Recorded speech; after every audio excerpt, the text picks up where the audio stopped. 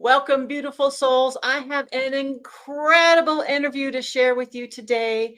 I'm joining forces with a great friend and an incredible crystal mentor.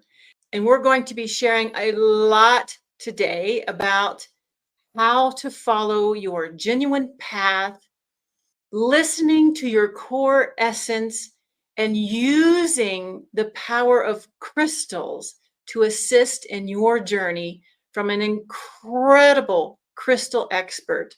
So stay with me. I'll be right back. Welcome to Howling at the Moon, where the mystical meets the practical, and the canine spirit guides lead the way. I'm your host, Heatherleigh Strom. In 2022, I experienced a sudden, life-changing spiritual awakening. After a lifetime of struggling with, who am I and why am I here? For 5 decades, the world felt cold and confusing. Now I see the patterns, the purpose, and the bigger magical picture. My mission? To help you find your way through your own awakening journey. Here, you'll discover limitless possibilities for spiritual growth, powerful healing frequencies, and extraordinary energetic professionals, each designed to guide you into deeper healing and remembrance. Some episodes feature enlightening wisdom from spiritually evolved guest healers, visionaries, and authors. Others are led by the multidimensional canine spirit guides themselves, sharing their unique intergalactic wisdom and frequency.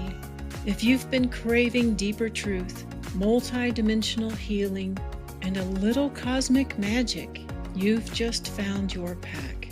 Listen and watch on Spotify or YouTube and bring the magic back into your life. So today I have a very special guest, Vivien Chapra, who is an award-winning teacher and author and energy healer practitioner. She has founded 3 schools: the Alexander Technique of Cincinnati, 4 Winds Academy for the Healing Arts and Sciences, and crystalhealingtechnique.com, which is for training practitioners of crystal surgery. Vivien is also the author of several books, including Everyday Magic, which is an account of her personal story, and The Complete Guide to Crystal Surgery, a huge textbook, which is beautiful, a step-by-step textbook for her students in her program. Currently, Vivien also runs her private practice, writes a column for the Relatable Voice magazine, and is a radio show host for the Chapra Show on healthylife.net. I'm really excited to introduce her to you. Vivien, welcome to Howling at the Moon with the Canine Guides. I'm so excited to share you with the world on my podcast. Welcome. Thank you, Heatherleigh. I'm excited too because, it feels like an honor. Out of all the people that I've interviewed, you just rose to the top as being someone extra interesting, extra exciting, and extra important and significant, And so it just feels like an honor for you to interview me also and to give me this opportunity. I'm so thrilled. I really admire your work. And so I feel good. I feel good to be here. Thank you. And that is how we met. I wanted to kind of share that story. My publicist put us together last year for an interview on your show. And the whole time I was talking with you, it wasn't video, it was only audio. So I couldn't see you. I love to see people, to connect visually with people. And it was so hard for me to just connect on the phone. But the whole time we were talking, the canine guides are like shouting in my ear, "You've got to get to know this person better." Oh. She's a key figure. She's very important with her mission that she's providing, and it also sort of integrates with my mission as well, which we'll talk about a little bit too. But first, there's a Yeah. lot of parallels between us. And that's one of the Yes. things that really struck me, because I've also been downloading information from other, from the crystals and from spirit guides and so on. And so are you. And we've been selected by the other side. And I think they tried to get other people, but we heard them and we responded and we were willing to write and so on. So it's not as if we're the only ones selected, but we are the ones who responded. And Yes. that was what struck me when talking to you, Heatherleigh, is that you're in a very similar position to me. And we both were probably going, what? What now? You know, are you serious? Because certainly I was in that position. Sorry Yeah. to interrupt, but I can't help. I'm so enthusiastic about the parallels between us. It feels Yes. good. It does feels feel good. And it's a very, there are so many of us that have a similar story. And that's what's so exciting right now, is that so many people are answering the call. And that's a Yes. scary place when you don't know where you're going. You're just following step by step by step by step. It takes tremendous amount of trust and faith. And so those of us who, Time and dedication yes, and a willingness to take a risk. yes, to step outside of who we thought we were, you know, and discover who we actually are and who we can be. So, And Heatherleigh, can I just add that what's very important to me on my show is that we have regular people, not celebrities who've got like a PR machine behind them, but regular people such as ourselves who've taken the risk and have put in all that extra hard work to get the messages out. And there's no machine or huge team of people behind us. We have what we have, and we have the other side. And that's where I'm hoping that every single person realizes they've got something special to offer too. They just need to hear and listen and take some risks. And that's very important to me, because every single person has this potential, in my understanding. Yes, that's my understanding as well. And that's kind of where both of our journeys collide and meet and mesh, is because my work is so similar to yours, and waking people up and getting them connected to that part of themselves so they can hear and they can take action and understand what they're here to fulfill. Mm-hmm. Yes. Yeah. So with no further ado, let's hear a little bit more about your journey, what brought you to this point in your life, and what your actual mission is, and your knowledge of crystals. Well, my journey is very interesting. So interesting that I also wrote a book, and that's this one, Everyday Magic. And it's, I guess you could call it a memoir, but I think that it's more a case study, and it's written in a way that people will be able to relate to it as themselves. They can, and many people write to me after reading the book and they say, I feel like my story and your story is so similar. And I think that is the truth. We all actually have similar parallel stories. Just like you and me, we have these similar parallel stories, but so does everybody else. The spirit guides are there trying to contact and connect with everybody. And those who hear them, well, their lives change, as we know. Yeah. And when I wrote the book, my intention was just to talk about my story. After I'd written it, and it did take me 6 drafts in 7 years, and after I wrote it, I noticed something really interesting. In every single chapter, the spirit guides appeared. And that wasn't a conscious thing for me until I reread my own book. And then I realized, hey, this isn't a book about me. This is a book about how the spirit guides interact with us to steer our lives. So that's one of the things that's in this book. That's one of the themes. It's also, another theme is about teachers. And that was, it was a book by Dan Millman, The Way of the Peaceful Warrior. And I read that book and I thought, wow, I wish I had a teacher like that. And I read that book as a child. Yeah. Yes, I was a teenager. And I thought, well, I couldn't have been a teenager. I was in my 20s probably. Or maybe I was in my 30s.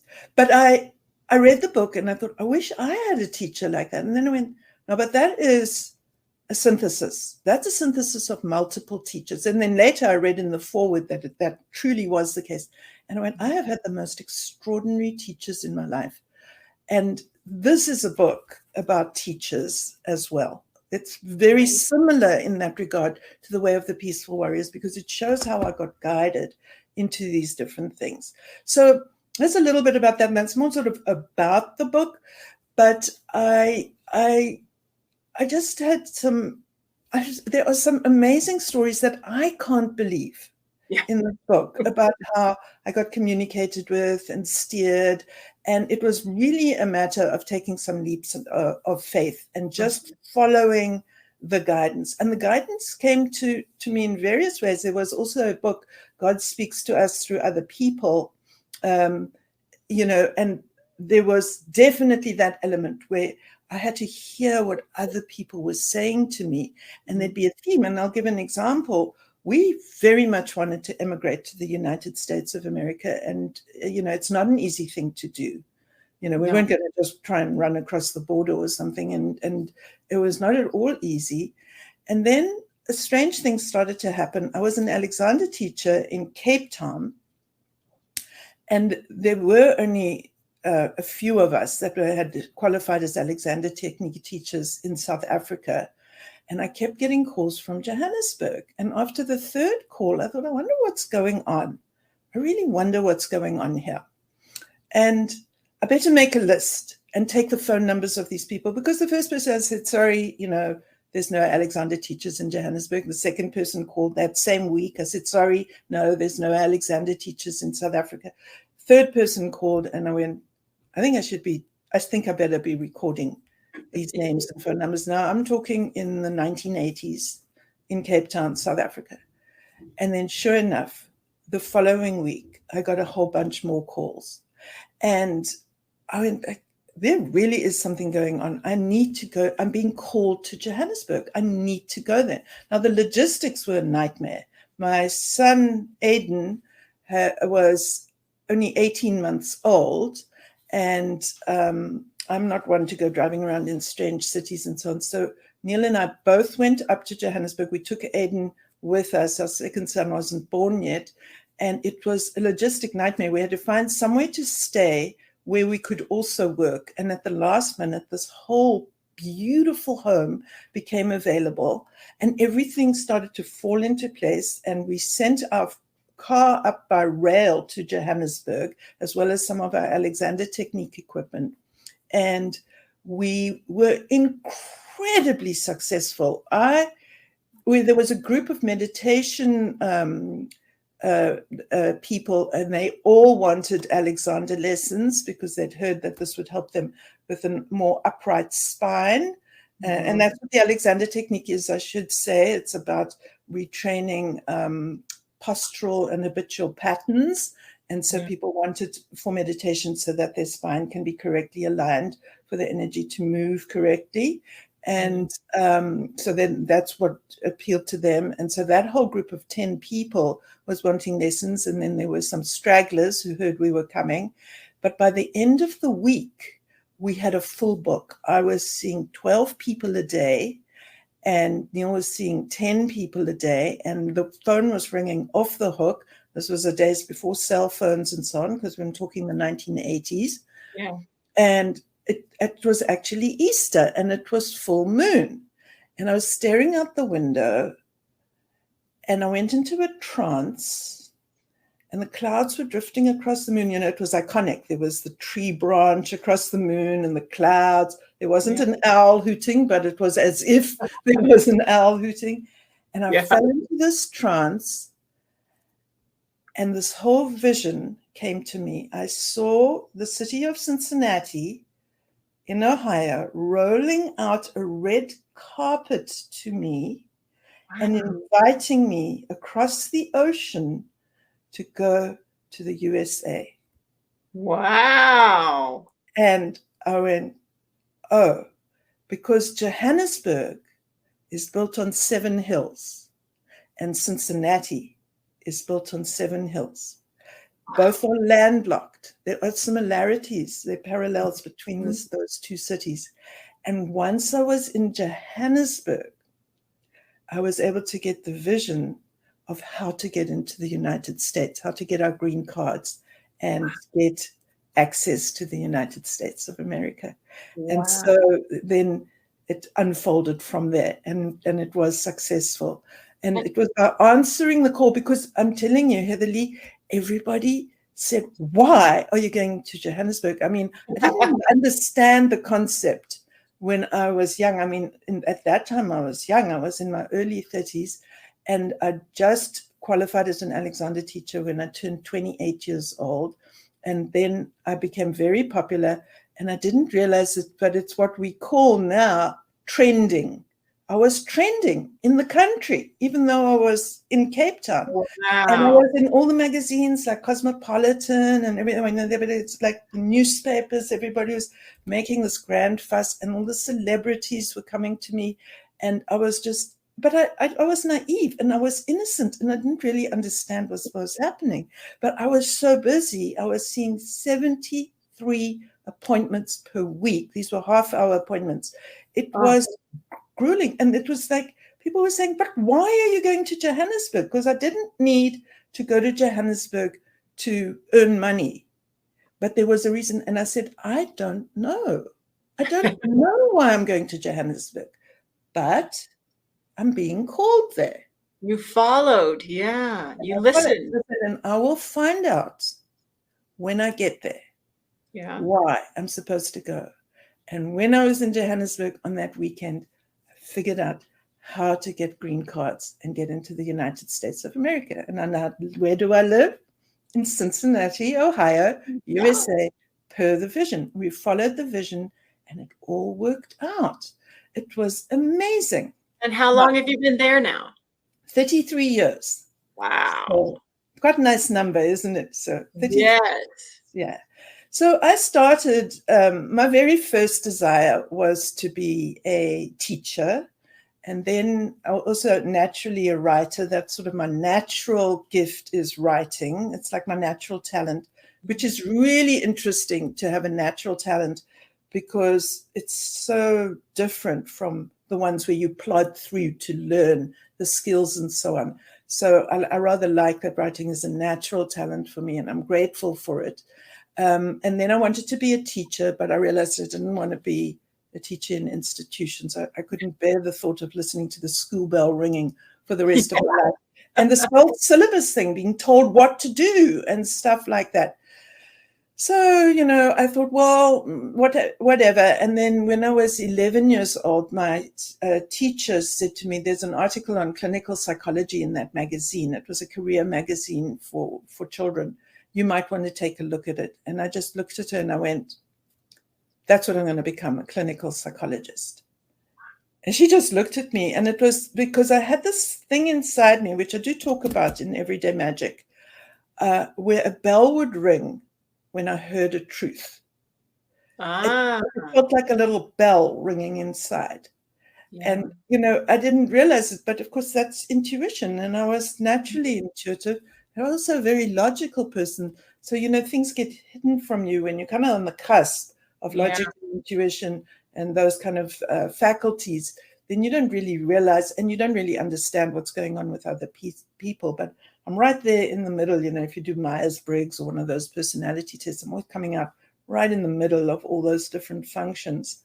So anyway, I've decided at the age of 11 to become a clinical psychologist, but I got blocked.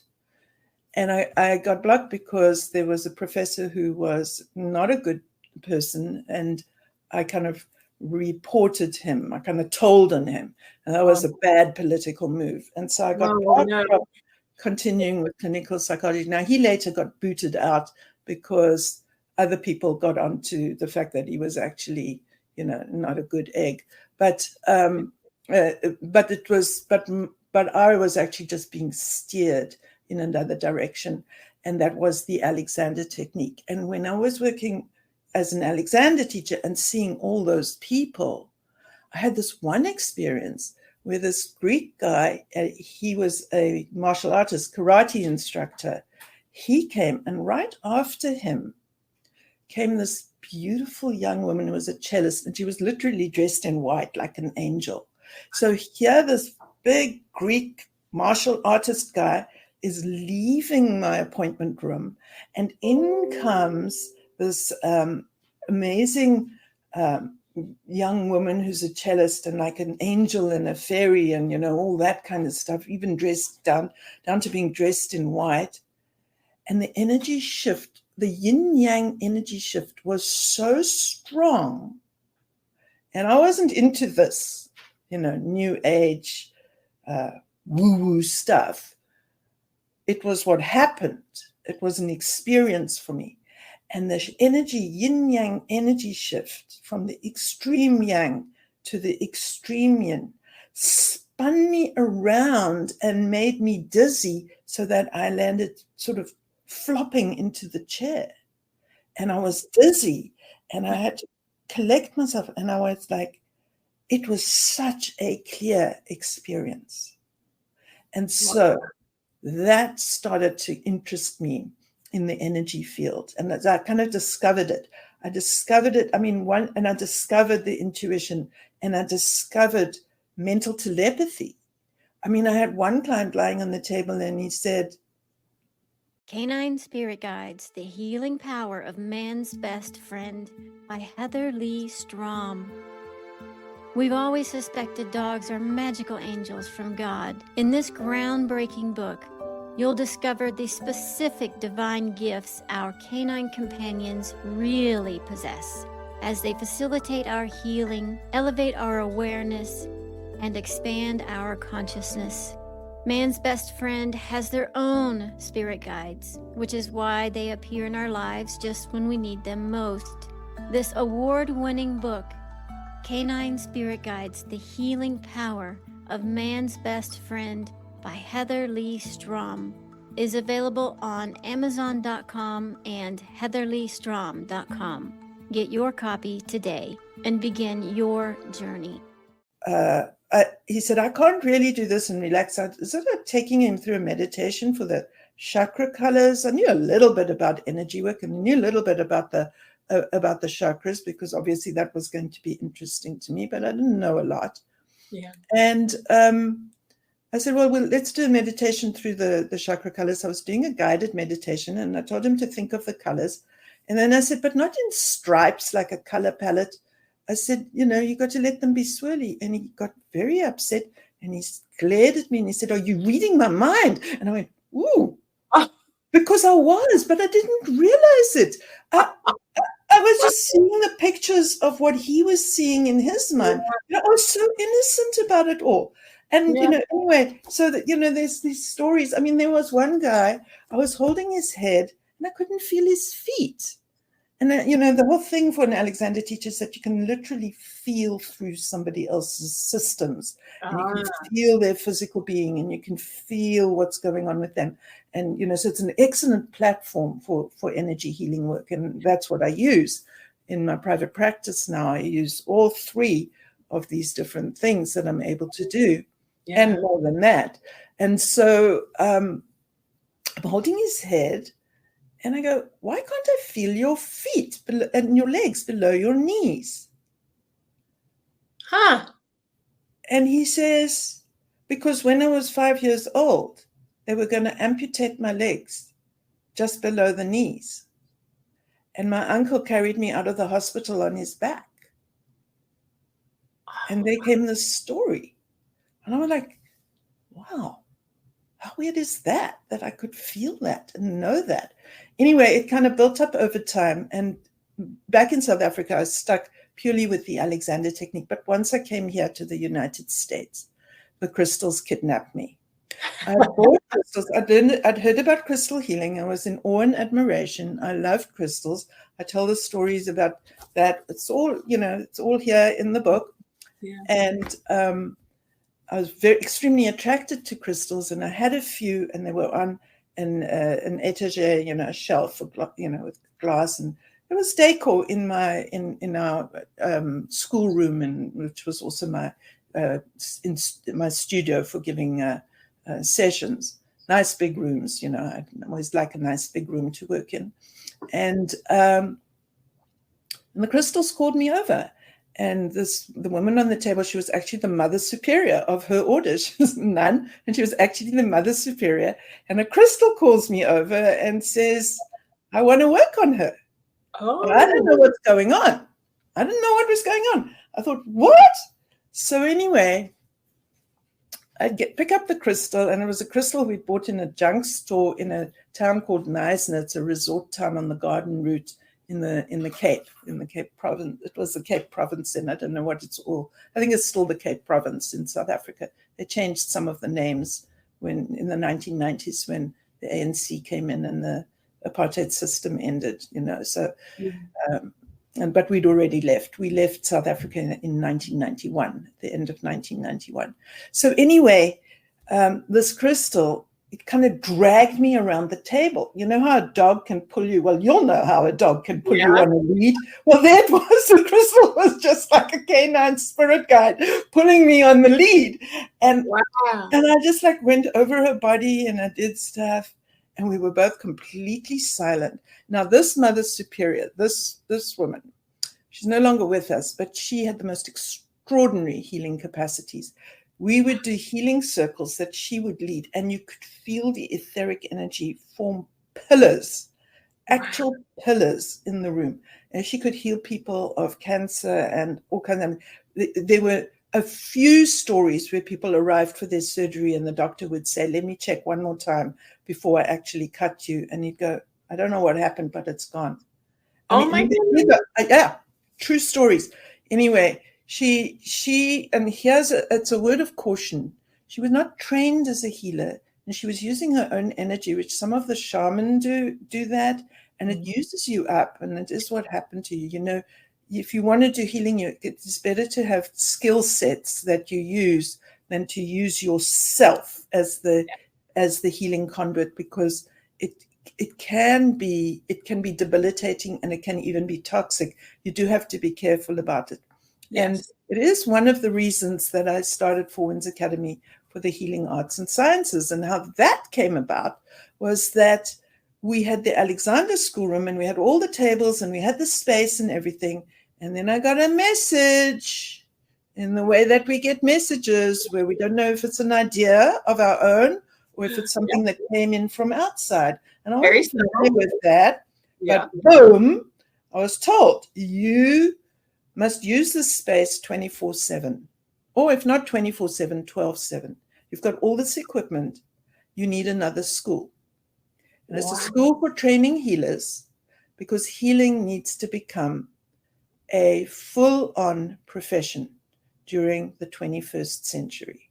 And in order for it to become a full-on profession, there needs to be schools and proper professional training.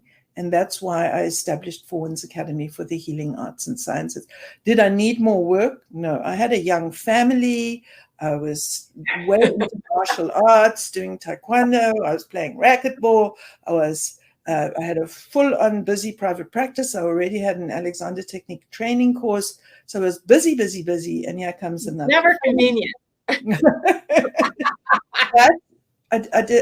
We did it. And that school was shown to me, and it was my job to bring it into the school. And actually, the presentation that we're going to do on July 13th is technically a Four Winds Academy presentation, and it's because Midge, she's also someone who's working to establish healing, the healing professions in a more mainstreamly acceptable way. And I think that her work is very, very, very important for establishing energy healing as a viable profession in our society. And, and that's why I wanted her to also speak in that free call, because I think anyone who's committed to energy healing in whichever modality, but if they're committed to it and want to see it grow and be more accessible for people and more respected, and to be able to reach more, then we need to become a little bit more mainstream, and we need to be able to show, yes, we truly are professionals. And so that's why I was so excited when I met Midge. I was so excited when I met you, Heatherleigh, and I was so excited when I met Midge Murphy. And that's why we're going to do that presentation together, because I think it's going to be an amazing thing for us to do as a team together, because we committed to that professionalism, even though what we're doing is hardly regarded as mainstream yet. But there we are. We have to do it. We're messengers, and we're mentors, and we're being guided, and all the things that I do. And I'm not one to wing it, but all the things that we do, it's from guidance, isn't it? Yeah, it is. And I'm like you. I'm a very systematic, logical person. And for me to just throw that all out the window and follow my gut is really hard.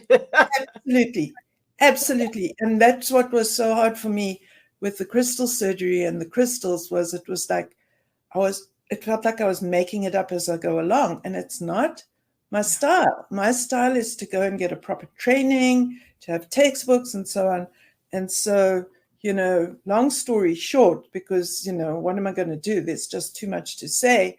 I ended up researching crystal surgery for 25 years and then turned it into this textbook, because that's one way you can become more mainstream. Let me just get this. And that is a beautiful book. Oh my goodness. That book just speaks to me.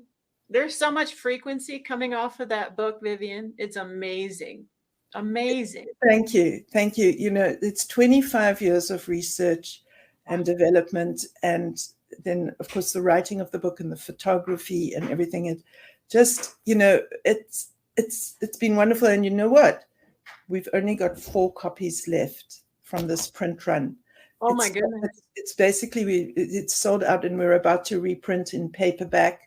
And it's kind of exciting that people are responding this well. And I feel like the name crystal surgery is getting out there, and I know that other crystal healing authors and developers are in respect of this book.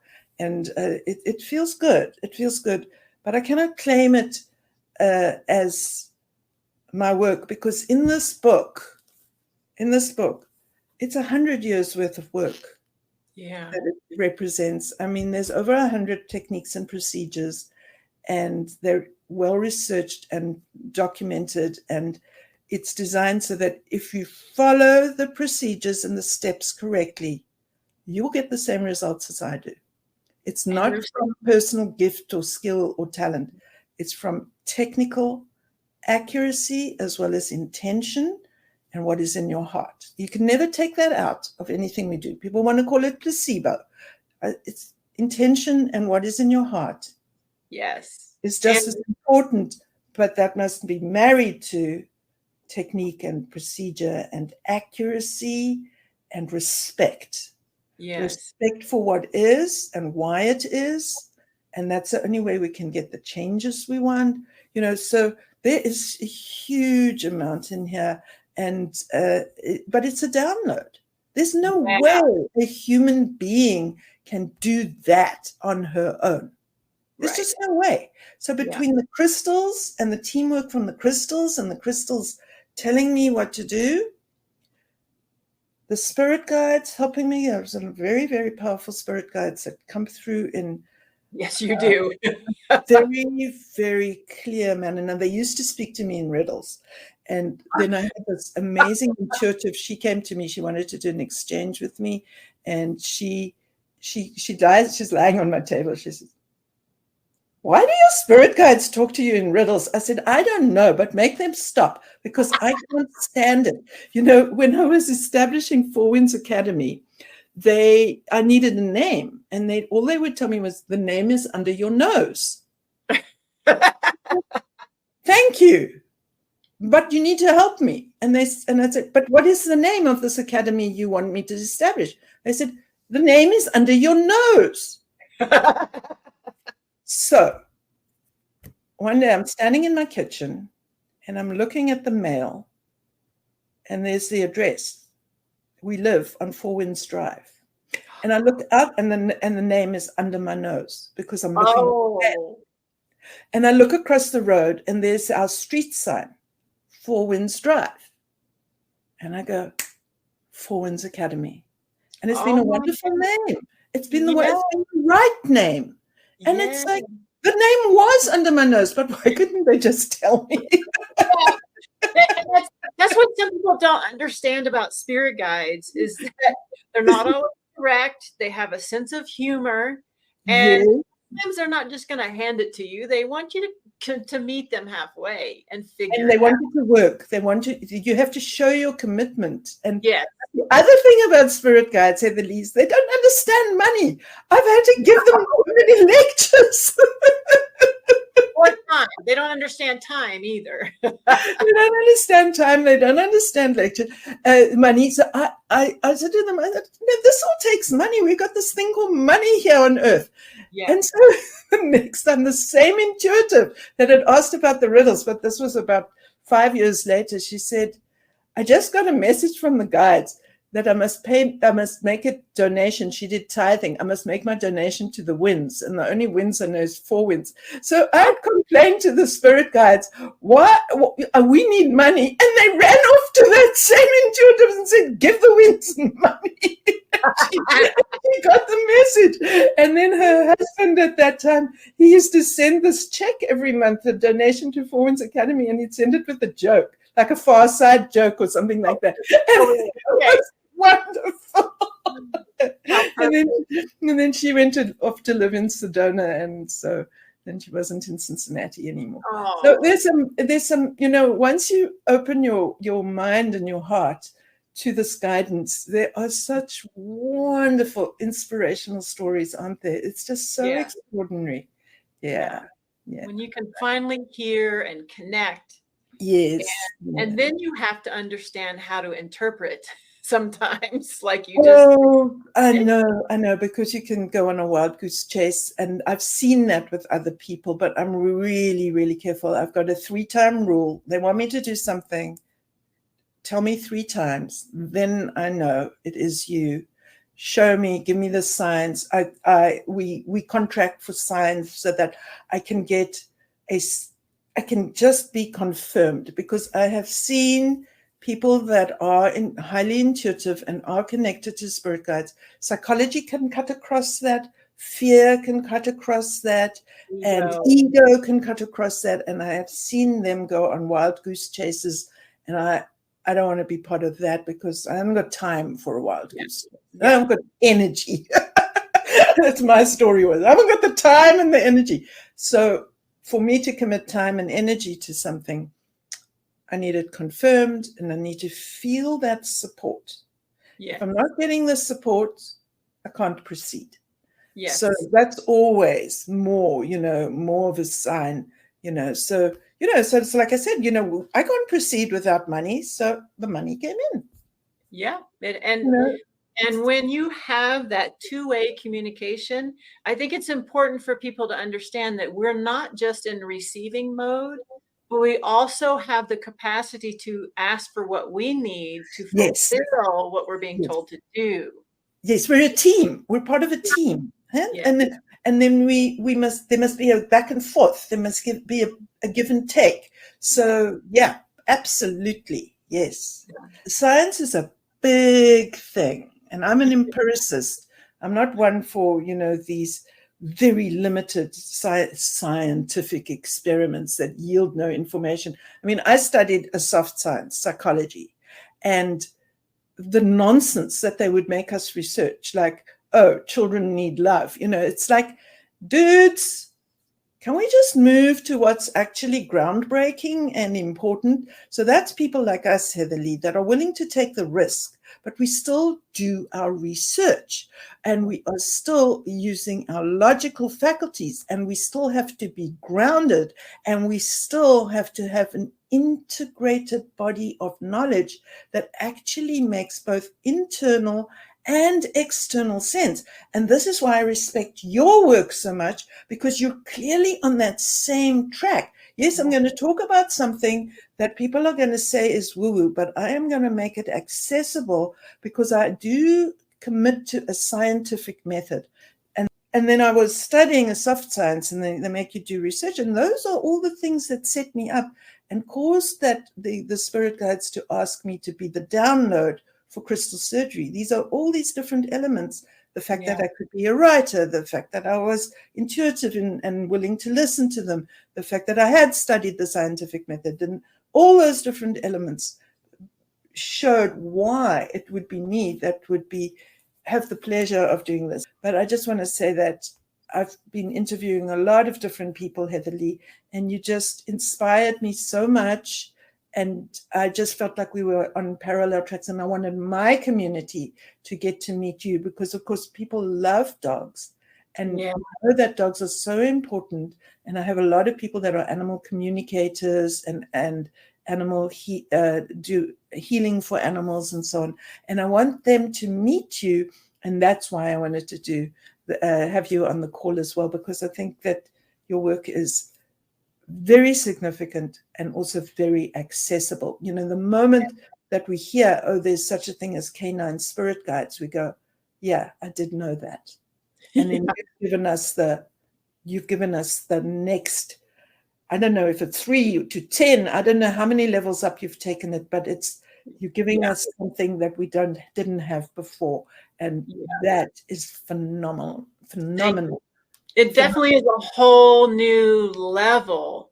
Yes. And because of that, they won't let me do the other stuff. Like, I'm like, why can't I communicate with dogs? I'm doing all this work. Why can't I hear what the dogs are saying? No, because they don't want me to spend time there. They're like, there's so many people doing that. You need to stay in your lane where we put you. I know. It's the same, because I wanted to write a general book about crystal healing. And they said, they always tell me, anyone can do that. Stay with what only you can do. So you're saying stay in your lane, and they're just saying because I said, well, why do I have to write for an ever smaller target market? And they said, because you can, and because you're not after fame, and this is not about your ego. This is about service, and so you're willing to do that. And you have to, that growing tip is just the smallest point of a taproot is the growing tip. And it has to push down into the earth and get there. And then all the other root hairs have to come off that taproot. And we are the tip of the taproot, just extending. You know, we're the radicals. We are. Yeah. Oh, I've always been a radical. I have never conformed to anything in my life. But we're radicals in a good way. We're radicals for building, not we're not trying to tear anything down, and we're thought leaders. So I was hoping you'd give a little light to a couple of crystals that one of the canine spirit guides loves to use in her healing sessions. And that is number one crystal she loves is apophyllite.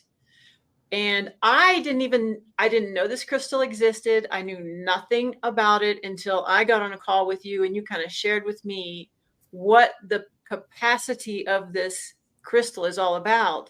And then I finally began to understand why she was using it so much. Would you like to share with us what this crystal is and what it does? Sure. So white apophyllite, I have a very nice cluster here. I'll just hold it up. Well, that's a big piece. Wow. Okay, so, and it comes in these points. They call them pyramids. It's got a flat base and the point. So then this is a cluster of those pyramid points. You can see that one there. So that's a white apophyllite. And I use this a lot. I use it in almost every session, and I will explain how. Now, the thing with white apophyllite is it's got very high frequency. It's the highest frequency tool that I use.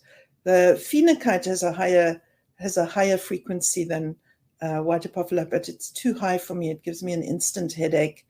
And but this is the high frequency so phenocite's going to take you up into the ether. So when I'm doing healing work, I really want people to be doing well here on planet Earth. I'm really wanting to get their physical being, their physiological being, their mental being, their emotional being, as well as their spirit in an integration and a coordination. And this is the highest frequency I would want to use, because I needed to be able to relate to the physical and physiological, not only the spiritual soul aspects. And so for me, phenocite is just too high a vibration. Now, the thing with white apophyllite is that the novice will mistake it for quartz. Quartz is more gray in its appearance, whereas, so this is a beautiful quartz crystal in a beautiful formation, but it is, you might be able to see, especially close to where my baby finger is there, it's kind of gray compared to the white apophyllite. White apophyllite is silvery, and it's that silver vibration that's very high and speaks to the spirit and the soul. And so it's really lovely, and it really raises vibrational frequencies. So when we're not well, or we're depressed, or we're exhausted, our vibrational frequency starts to drop. And then in crystal surgery, we have what we call a white light infusion. And so we infuse the white light into the person to raise the vibrational frequency, to bring them back into feeling well and balanced and energized. And that's what I specifically use white apophyllite for. So, and I do it in two ways. I have a white apophyllite bed. So that's another cluster. And then I take the proxy crystal. So I've attuned this to the client. So this is for remote sessions. And then I'll literally just have to adjust this. See, oh, let me do it this way. And then I actually lay the proxy crystal on the apophyllite bed. So I call this an apophyllite bed, and I lay the crystal on. And then I also infuse from the top. So I connect in. So I need 3 hands here. And I connect in, and I also infuse from the top by using both these stones. And so I'm literally putting the person in a white apophyllite sandwich. And I love white apophyllite. You'll never see a big white apophyllite crystal like this. A white apophyllite crystal is about that size. This is, and they come bigger than this, but not a lot bigger. And they come in these clusters, like so. So this is like a stalactite. You can see it's got a core to it. And it's just, this is Indian material. It comes from India. And it's just an amazing, amazing stone. And this other stone here, this is stilbite. And then, it occurs together, they grow together. And stilbite's also obviously got wonderful properties. But white apophyllite is just, it's a very, very high vibrational frequency, and it invites you to a higher vibrational frequency. I always like to use the word invite, or you don't want to manipulate people's energy. You want to invite the energy to start to shift and to change. And you don't want to be forceful in any way. And white apophyllite is not forceful. Whereas I found the phenocite is a little bit too forceful, even though it's got a high vibration. It's also very expensive, whereas this is not such an expensive stone, and it's readily available. And this is important when you're talking about crystals and crystal healing, is you can run up incredible expense and so on. And so the fact that Anthea, who I see is also a cheetah, one of my power animals, incidentally. Oh, yeah. Not that I usually share about my power animals, but I have a big relationship with cats in the cat kingdom. I myself am a Leo astrologically. Cheetahs are really, really important to me. People say, what are you? I say, I'm a cheetah. I work in quick sprints and get stuff done. But then after that, I have to rest. Yeah. And so, I think of my energy as cheetah-like and so on. So it's very interesting to me. And I love white apophyllite too. Wow. And it's one of the important stones in crystal surgery. So this is a crystal surgery wand. What is a crystal surgery wand? It's a wand that has certain stones in combination. So white apophyllite and metamorphosis quartz. And I believe that these are surgical tools of the future. They already do laser surgery, which is a combination of ruby and copper tubing and careful design. So that's from the 1960s. And they put crystals in physical therapy tools. Of course, the pacemaker has got quartz in it to maintain the beat and so on. So I think that these are also precursors to surgical tools of the future, and I'm using them in crystal surgery. And white apophyllite is very, very, very important in crystal surgery. I had no idea. No. Isn't that beautiful how that happens? Just but beautiful. all roads lead to Rome. We're Heatherleigh, we're dealing with the truth. I'm looking at truths, you're looking at truth. That's why I like you so much. Just to say it perfectly frankly, is I'm not listening to you and going, channeled stuff. I'm looking at you and I'm like, oh, I'm in the presence of truth. Oh, It's a big difference to me. It makes a big, big, big difference to me. Because, we're not doing this just for fun. We're doing it because it's the truth. It's the truth. And it's what humanity requires to move us forward. That's what's so beautiful, That's right. It's a planetary mission. Although Anthea uses apophyllite just like a plant medicine. It's incredible. It is. And the way that I use crystals in crystal surgery, it's got a homeopathic aspect to it as well. And, we did also mention previously crazy lace agate. Oh, so yes. I did want to show, I have a personal piece of crazy lace agate, and you can see it's amazing. The color of this one is unusual. It's sort of green, a kind of a greeny khaki color. But and then usually there's a pink and red lines in crazy lace agate. This doesn't have it, but this is a personal piece, and it is really for helping the mind to coordinate, because it just shows that kind of network that has to be going on in the nervous system in order to yield information and be able to access. This is a personal meditation piece for me. They're very calming and very soothing, but it's also invigorating and activating for the nervous system. So, I did want to share, since I brought it along, and it didn't want to be left out. Oh, okay. So, that's the thing. They're also sentient beings, and the crystals like to show off. So, who am I to argue with the crystal? So, Well, and Anthea has recently started. I picked up a crazy lace agate at a show recently, and I didn't know why. It just drew me to it. Yes. Beautiful piece. I should have brought it to show. But right away in that next session I did with Anthea, she brought in the crazy lace agate in that session, and she uses it differently than she does the apophyllite. So I found that very fascinating. Yes. And I keep asking, do I need to learn crystal surgery? Do I need to know what all these crystals are and how to use them? And they say, no. We'll just tell you what you need to know. Let them do it. Let them do it. And the crystals, and you can have it for yourself and see what comes out of it. But you don't have to. As soon as you said that, I was like, stay in your lane. Yeah. So for yourself, yes, you can explore them. Yeah. Well, thank you so much, Vivien. Love you dearly, my friend. Thank you. Love you too. Love you all. Thanks so much for watching. Like, share, and follow. And let's take this journey together.